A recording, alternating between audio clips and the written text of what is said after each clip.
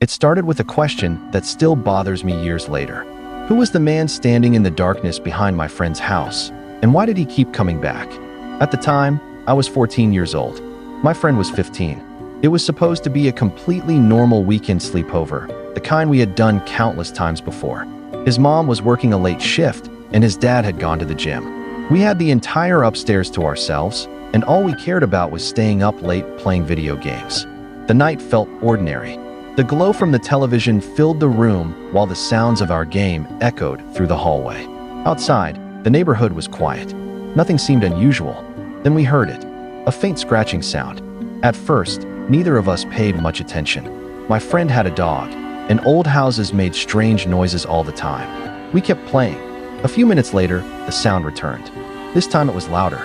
Scratch, scratch, then a dull bang. We paused the game and listened. The noise seemed to come from somewhere else in the house. Probably the dog, my friend said. I agreed, but something about the sound felt wrong. We left the bedroom and walked down the hallway expecting to find the dog running around. Instead, we found it lying calmly outside his parents' room. The dog wasn't moving. It wasn't scratching anything. The moment we realized that, the atmosphere changed. Neither of us said it immediately, but we were thinking the same thing. If it wasn't the dog, then what was making the noise? The house suddenly felt larger than it had a few minutes earlier. The silence felt heavier. Another bang echoed through the house. This time we didn't hesitate. We grabbed flashlights and kitchen knives. Looking back, it was a stupid decision made by two teenagers trying to be brave. But in that moment, it felt necessary. We searched every upstairs room first. Closets, bathrooms, bedrooms, nothing. Then we headed downstairs, moving slowly through the darkness with only our flashlights cutting through the shadows. Every creak of the floorboards made us jump. Every doorway looked suspicious. Yet somehow, we found nothing. No open doors, no broken windows, no signs that anyone had entered the house. And that's when we made the decision that changed the entire night. The backyard seemed like the next logical place to search. Even now, I can't explain why. The property was surrounded by fencing, and beyond the back fence was a steep drop-off leading toward a wooded area. It wasn't the kind of place someone could easily wander into unnoticed. Still, we checked. Flashlights swept across the grass. The dog followed us for a moment before losing interest. Nothing. The yard was empty. Relief started creeping back in. Maybe we had overreacted. Maybe the noises really had been nothing. Then I suggested we check around the front of the house and circle back along the fence line. My friend agreed. We stepped outside and split up. He headed left. I went right. The night air felt cold against my skin. The neighborhood was silent except for the distant sound of insects somewhere beyond the trees. As I walked alongside the fence, my flashlight beam bounced across the ground. Then I noticed something strange. My friend wasn't moving. He was standing completely still, frozen. His flashlight pointed toward the woods near the drop-off behind the property. I walked toward him. "What's wrong?" I asked. He didn't answer. My stomach tightened. I slowly turned my flashlight toward the same spot. The beam cut through the darkness. And suddenly I saw him. A man, standing motionless, dressed entirely in black. From head to toe, he wasn't hiding. He wasn't running. He was simply standing there staring directly at us. For a second, nobody moved. It felt like time had stopped. The man didn't react to the flashlight, didn't speak, didn't step away. He just stared. A surge of panic hit me all at once. "Run!" I shouted. We sprinted toward the house as fast as we could. I remember my heart pounding so hard it felt painful. We slammed the door behind us, locked it, and immediately called 911. The dispatcher kept asking questions while we stared out the windows, expecting the man to appear at any second.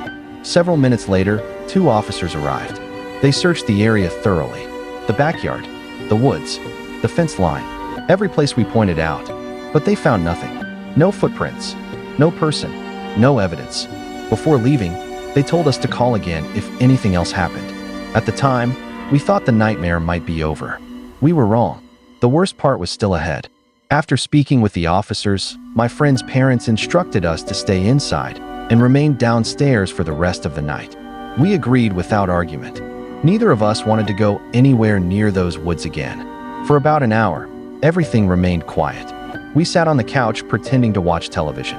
Neither of us was really paying attention. Every sound made us glance toward the windows. Every shadow outside seemed suspicious. Then my friend suddenly sat upright. "Did you see that?" My heart skipped. "See what?" He pointed toward the window. "A light." I frowned. "What light?" "Someone just shined a light through the fence." The words had barely left his mouth when I saw it too. A bright beam flashed across the window, gone almost instantly, but long enough to confirm we weren't imagining things. The panic returned immediately. We called 911 again. The officers came back. Again, they searched the property. Again, they found nothing.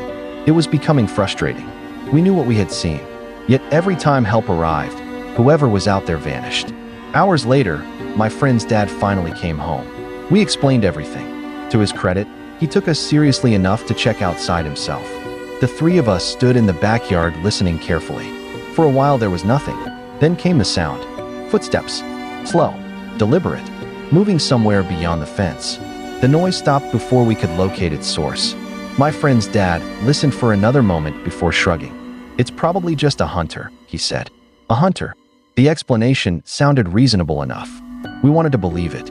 More than anything, we wanted a normal explanation. So eventually we went to bed. No more noises came that night. No more lights. No more sightings. As the days passed, the fear faded. The strange man became a story we joked about. The mysterious flashlight became something we laughed at. And after 2 weeks without another incident, we convinced ourselves it had all been a misunderstanding. Then my friend invited me over again. I accepted without hesitation. If I had known what would happen next, I never would have spent another night in that house. Because whoever had been watching us before hadn't disappeared. He had simply been waiting. 2 weeks later, I found myself back at my friend's house. His parents were working again. The situation felt eerily familiar. We were upstairs talking and laughing about the previous encounter. Even the idea of the mysterious hunter seemed funny now. Outside, his dog wandered through the backyard. At one point, I walked to the back door to check on it. I glanced toward the fence and instantly froze. Someone appeared to be peeking over it. Just for a moment. A head, then gone. My pulse spiked. I called the dog inside immediately and locked the door behind it. Neither of us wanted to admit how nervous we suddenly felt. For a few minutes we tried to ignore it. Then strange noises started again. Small sounds. Movement. The kind that instantly captures your attention when you're already on edge. I looked out the bedroom window. There it was again. The outline of what looked like a person near the fence. The sight sent a chill through me. Without saying much, we grabbed flashlights and knives once more and headed outside. The backyard felt different this time. The darkness seemed thicker. The silence felt unnatural. We aimed our lights toward the area where we'd seen the figure. The beam swept across the fence. Then it caught something. For a brief second, the outline of a human head became visible, just enough to confirm someone had been there. Then it disappeared. We ran back inside and called 911. Again, the officers arrived within minutes. Again, they searched the area. Again, they found nothing. This time, they even waited near the woods outside the fence for several minutes, hoping whoever it was would return. Nothing happened. Eventually, they left. Before leaving, they repeated the same instruction. "Call us if anything else happens." We didn't tell my friend's parents. At this point, we were afraid they wouldn't believe us. After all, every search ended the same way. No suspect, no evidence, no explanation. For a while, the house remained quiet. Hours passed. The tension slowly eased. Then, sometime later, everything exploded into chaos. The sound hit without warning. Bang! The entire house seemed to shake. Another crash followed. Then another. The noise started somewhere on the left side of the downstairs area before moving across the house. Each impact sounded violent, deliberate, as if someone was testing doors and windows, or trying to force their way inside. We jumped to our feet. The banging grew louder. Closer. Neither of us spoke. There was no need. The fear on both our faces said everything. We grabbed the dog and ran. Our footsteps thundered up the stairs as another crash echoed through the house. We barricaded ourselves inside his parents' bedroom. My hands were shaking uncontrollably. My friend retrieved his dad's gun and kept it nearby in case things got worse. Neither of us wanted to use it. We just wanted to feel protected. Outside the room, the house seemed impossibly quiet between each impact. Then another bang echoed somewhere below us. The silence afterward felt even worse. I remember hearing our breathing, the dog's nervous movements, the faint hum of the air conditioner. Every sound felt amplified. Every second stretched forever. My friend called 911 while I stared at the bedroom door. Part of me expected the handle to start turning at any moment. Part of me expected footsteps climbing the stairs. But neither happened. Eventually, flashing lights appeared outside.